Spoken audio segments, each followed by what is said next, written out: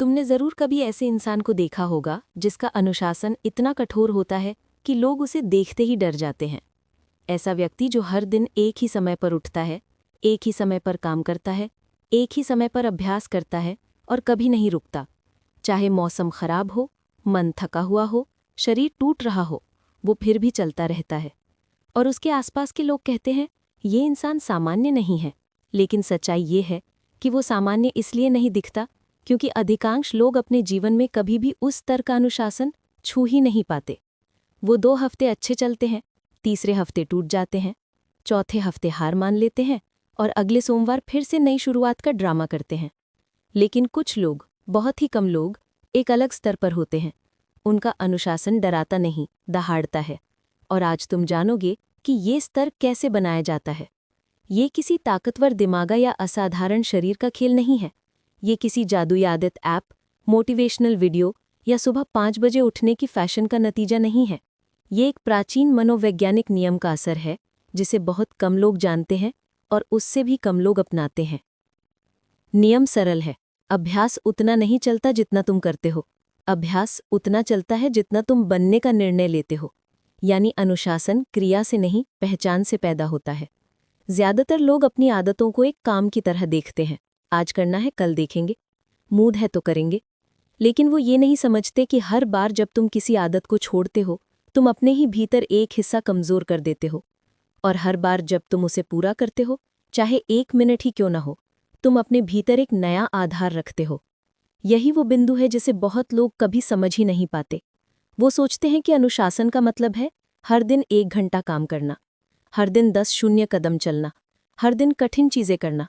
लेकिन वास्तविक अनुशासन का पहला चरण कुछ और है। अनुशासन वो है जहां तुम चुनाव से बाहर हो जाते हो। यानी तुम्हारे दिमाग में विकल्प ही नहीं बचता कि आज करूं या ना करूं। तुम बस करते हो, जैसे सांस लेते हो, जैसे नहाते हो, जैसे रोज कपड़े पहनते हो। वो चीजें जिनके लिए तुम सोचते नहीं हो, बस करते हो। लेकिन इंसान इसका उलट करता है। हर आदत को वो एक फैसला बनाता है, आज करूं या ना। और जितने ज्यादा निर्णय तुम्हें लेने पड़ते हैं, उतनी ही जल्दी तुम थक जाते हो और हार मान लेते हो। यही वजह है कि कुछ लोग हर दिन एक ही समय पर अभ्यास करते हैं और कभी नहीं रुकते, क्योंकि उन्होंने समय को बदलने का विकल्प ही बंद कर दिया। उनका अभ्यास एक तयशुदा रेखा की तरह है, जहां तुम्हारा दिमाग बीच में घुसकर सवाल पूछ ही नहीं सकता। यही वो मनोवैज्ञानिक ताला है जो लोगों को असाधारण बनाता है। अब सवाल ये है, क्या ये ताकत किसी में जन्म से होती है? नहीं, ये एक साधारण इंसान भी बना सकता है। ये कहानी शुरू होती है एक ऐसे व्यक्ति से जो बिल्कुल तुम्हारी तरह था। वो भी हर 2 हफ्ते में हार मान लेता था। वो भी नई आदतें शुरू करता और छोड़ देता था। वो भी हर रविवार कहता कल से पक्का, और फिर सोमवार को कुछ भी नहीं बदलता। लेकिन एक दिन उसे एहसास हुआ कि वो गलत चीज से लड़ रहा है। वो अपनी आदतों से नहीं, अपने दिमाग के सिस्टम से लड़ रहा था। और जब उसने ये सिस्टम समझा, उसकी पूरी जिंदगी बदल गई। उसने पहली बार जाना कि असली दुश्मन आलस या कमजोरी नहीं है, असली दुश्मन है विकल्प। क्योंकि जहां विकल्प होते हैं वहां बहाने पैदा होते हैं, जहां बहाने होते हैं वहां गिरावट शुरू होती है, और जहां गिरावट होती है वहां इंसान खो जाता है। इसलिए उसने निर्णय लिया कि वो अपने जीवन से विकल्पों को हटाएगा। वो अपने अभ्यास को मूड से नहीं, पहचान से जोड़ देगा। उसने एक गहरी बात समझी, जब तुम आदत बनाते हो तो तुम काम बदलते हो, लेकिन जब तुम पहचान बदलते हो तो तुम जीवन बदलते हो। उसने खुद से कहा, मैं एक अभ्यास करने वाला इंसान हूं। मैं ऐसा व्यक्ति हूं जो हर दिन बिना बहाने अपने लक्ष्य पर चलता है। ये वाक्य एक घोषणा था, काम का नहीं, चरित्र का। और इसी क्षण उसके भीतर कुछ बदल गया। निर्णय एक बार हुआ, अब हर दिन सिर्फ पालन था। लेकिन ये कहानी यहीं शुरू होती है।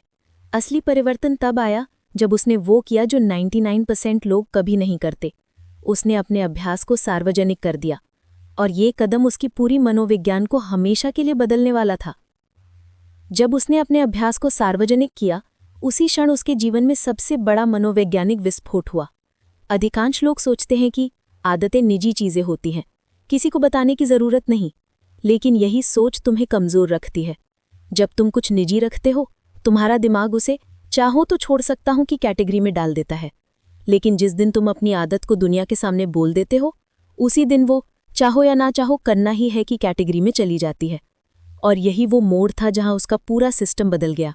उसने एक कागज पर लिखा, मैं हर दिन सुबह 5 बजे 20 मिनट का अभ्यास करता हूँ, 90 दिन लगातार बिना रुके।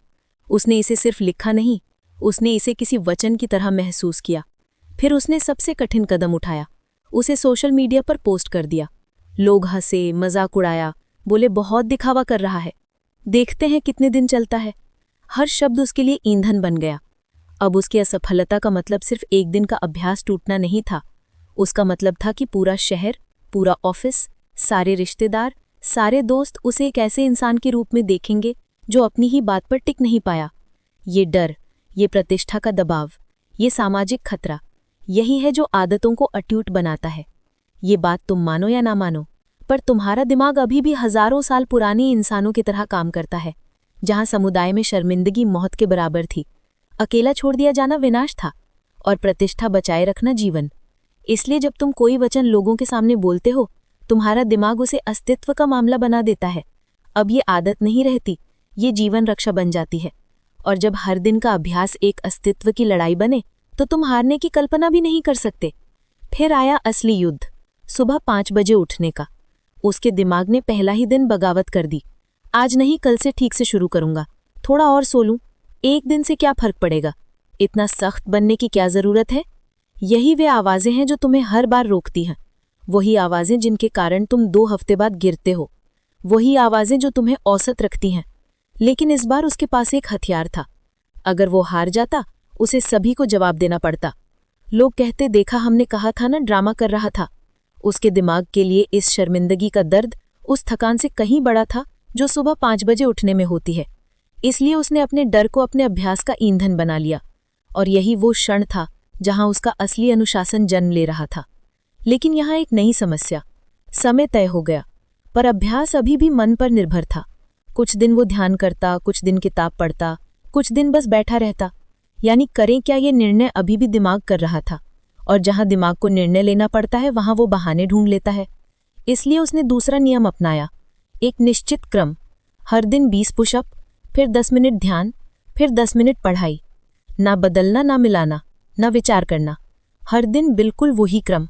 तुम्हारा दिमाग विविधता पसंद करता है, क्योंकि विविधता निर्णय की जगह देती है। लेकिन अनुशासन विविधता से नहीं, दोहराव से पैदा होता है। और दोहराव तभी पवित्र बनता है जब तुम उसे सीमा की तरह अपनाओ। उसके दिमाग ने पहले 10 दिनों तक लड़ाई की। वो चिल्लाया, ये मूर्खता है, थोड़ा बदल लो, इतनी सख्ती क्यों। लेकिन 14वें दिन कुछ बदला। उसका शरीर उसके दिमाग से पहले उठ गया। 20वें दिन उसने पाया कि वो आधे पुशअप कर चुका है और उसे एहसास भी नहीं हुआ। 25वें दिन उसका ध्यान अपने आप शुरू होने लगा। ये वो स्तर है जहां अनुशासन डरावना बनता है, क्योंकि अब तुम निर्णय नहीं ले रहे, तुम बस कर रहे हो। लेकिन असली परीक्षा तब आई जब जीवन ने थप्पड़ मारा। यात्रा, थकान, बीमारी, मेहमान, अप्रत्याशित काम, यही वो बिंदु है जहां तुम गिरते हो। यही वो बिंदु है जहां आदतें टूटती हैं। और इन्हीं बिंदुओं पर उसने सबसे बड़ा मंत्र सीखा, अभ्यास को पूर्ण नहीं, निरंतर होना चाहिए। यानी तुम 1% भी कर लो, पर करो। यही निर्णय उसे अगले स्तर पर ले जाएगा, जहां अनुशासन सिर्फ क्रिया नहीं, पहचान बन जाता है। जब पहली बार उसकी दिनचर्या टकराई, यात्रा, थकान, काम का बोझ, अचानक मेहमान, यहीं पर वो सच सामने आया जिसे अधिकतर लोग कभी स्वीकार नहीं करते। तुम अपनी आदत तब नहीं खोते जब तुम कमजोर होते हो। तुम अपनी आदत तब होते हो जब तुम्हें लगता है कि आज तो नहीं कर पाऊंगा। यही वो क्षण होता है जहां अधिकांश लोग खुद को धोखा देते हैं। आज नहीं होगा, कल कर लूंगा। आज मैं बहुत थका हूं, एक दिन की क्या बात है। आज परफेक्ट तरीके से नहीं कर पाऊंगा, इसलिए रहने दो। यही है गैप, और गैप ही वो चोर है जो तुम्हारी पूरी मेहनत चुपचाप चुरा लेता है।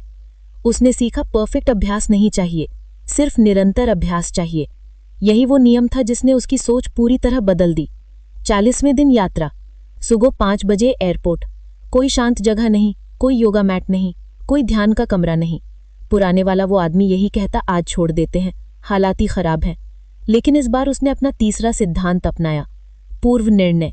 यानी रुकावट आने के बाद निर्णय नहीं लेना है, रुकावट आने से पहले ही तय होना चाहिए, अगर ऐसा होगा तो मैं ये करूंगा। यही वो तकनीक है जिसका उपयोग सदियों से मंदिरों में होता आया है। अगर ध्यान हॉल जलमग्न हो जाए, वे भोजनालय में बैठ जाते हैं। अगर भोजनालय में आग लग जाए, वे प्रांगण में बैठ जाते हैं। अभ्यास स्थान पर निर्भर नहीं, परिस्थिति पर निर्भर नहीं, अभ्यास इच्छा पर भी निर्भर नहीं, अभ्यास सिर्फ अभ्यास पर निर्भर है। उसने भी ये नियम अपनाया यात्रा में, एयरपोर्ट के बाथरूम में पुशअप, कार में आंख बंद कर 10 मिनट सांसों पर ध्यान, प्लेन में 10 पन्ने पढ़ना, थकान कम से कम 1% अभ्यास, पर अभ्यास जरूर। उसने पूरा सीक्वेंस एयरपोर्ट में पूरा किया और लोग उसे देखने लगे जैसे वो पागल हो, लेकिन वो मुस्कुराया, क्योंकि वही पल था जहां उसने समझा अनुशासन का असली रूप वही होता है जो लोगों को असामान्य लगे। 50वें दिन उसका शरीर खुद सुबह 5 बजे उठने लगा। 60वें दिन वो आधा अभ्यास कर चुका होता और उसे एहसास भी नहीं होता। 70वें दिन